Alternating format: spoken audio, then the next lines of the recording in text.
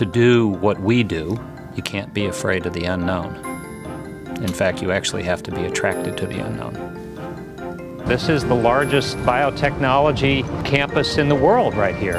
More work goes on here, work that ultimately leads to the saving of patients' lives than any place in the world.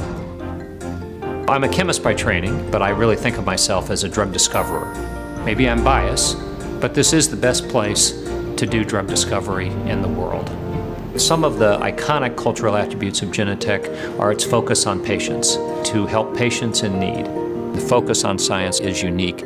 Scientists having autonomy to choose the types of experiments that they want to run. You can do something at a very intense level and still have fun doing it. Not only do we encourage people to publish, we require, if they want to be promoted, to publish.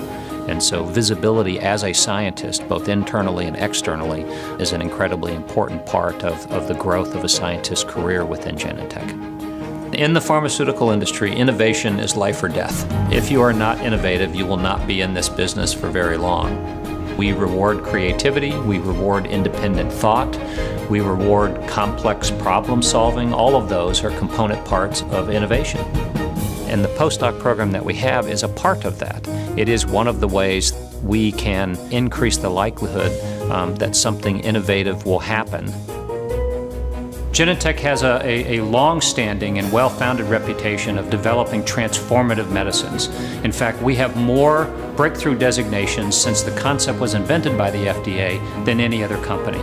Now, clearly, in my role, we want to not only maintain but build on that string of successes. We want to hire the best scientists, we want to develop them, we want them to feel fulfilled in their work, we want them to be happy to be a part of a team trying to solve a difficult problem, and we want them to be persistent and willing to stick with problems until they're solved. The world is a different place than it was 30 years ago, and the competition for people, for certainly highly trained, high-quality scientists, is very competitive.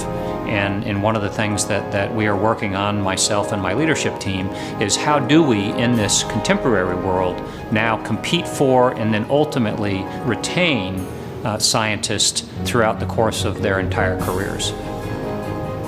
I think this is an incredibly exciting time in terms of how medicine is ultimately going to be practiced in the future. So we in the research organization, we live in the future. We live 10 years from now. We get to ultimately work on solving some of the hardest biomedical problems in the history of mankind. And actually, and this is in some respects the exciting part, we have a chance of solving them.